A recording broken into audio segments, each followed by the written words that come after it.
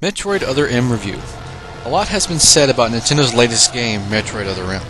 From what most reviewers have said, both professional and amateur, the impression I was given was one of a mediocre or poorly designed game. After having now played the game from start to its final conclusion, I would have to say that most of the reviewers went in with a preconceived notion of what the game should have been and then judged it from there. Once I became comfortable with the controls, the play was almost smooth as ice. There were a few hiccups, such as when the auto-aiming function would target a different enemy from the one I wanted. However, this usually only happened in target-rich environments, so the shots were rarely wasted. Switching from third-person to first-person was frequently awkward. This wasn't really the game's fault, however. Anytime you have to switch to first-person, the game usually gives you ample time.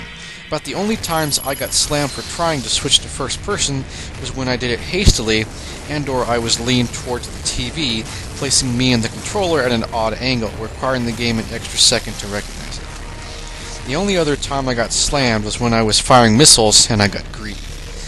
Another of the big complaints has been with the game's story. Aside from the Prime games, the story in the Metroid series is pretty much boiled down to go here, kill this, lather, rinse, repeat. Other M was clearly designed as an action game, so the story is there solely as a means to advance the next action sequence or boss battle. Despite this, Nintendo has not slacked off on the story and plot either.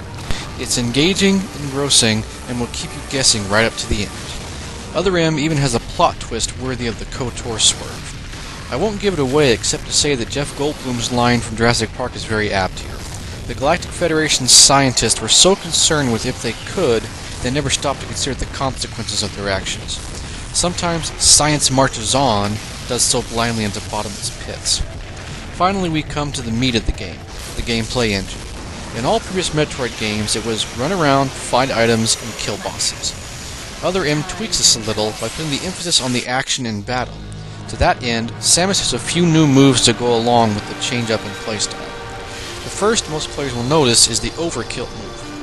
Samus will jump on top of the larger enemies and hit them with a charged blast at point-blank range. The second is the lethal strike, where Samus will hold her arm cannon against a vital spot or opening and fire a fully charged blast into it. The third, throw move, is used infrequently, mostly against enemies with tails or long arms. It will stun the enemy, but not much else. The missiles and super missiles, though, are now fired solely in the first person. When you are in first person, you can turn and look 360 degrees, but you can't move. You can fire your regular beam while in first person, but you must be locked on in order to fire a missile or super missile. The other major addition to the game is the dodge, or movement sense feature. When in battle, you can tap a direction on the D-pad to evade an attack. This technique can be used indefinitely without cost or penalty, so spam it like crazy. It is in the player's best interest to learn how to use this move as soon as possible, since many enemies, and especially the bosses, require use and/or mastery of it to survive and win. The last major issue that is being griped about is how the upgrades are acquired in this game.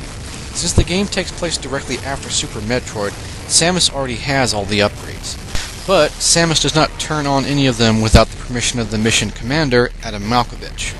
Other people have also complained about the relationship between Samus and Adam, particularly how it makes Samus look subservient to Adam. This flies in the face of how Samus has been perceived as a strong silent type. This has also irritated some people because Samus has a large amount of spoken dialogue in the game, given what's considered a flat, monotone voice. What most people forget or don't know is that Samus is recalling the events being acted out, similar to how someone would when dictating their memoirs. Finally, the game has some of the sharpest graphics on the Wii, bringing it to the same level as some Xbox 360 or PS3 games. Both the in-game models and the animated cutscenes are bright and vibrant. The sound effects from all the machines, actors, characters, and creatures are very clear and distinct. There are also occasional scenes where the action will stop, and Samus will be locked into first-person mode until she finds a clue to investigate.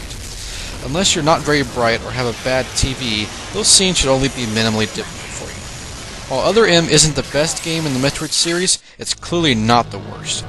Also, longtime fans of the series will appreciate all the references to characters and events spanning the Metroid games, minus the Prime series. Overall, I give Metroid Other M for the Nintendo Wii a solid 8.9 out of 10. If you've been wanting a more faithful return to form for Metroid, this is the game for you.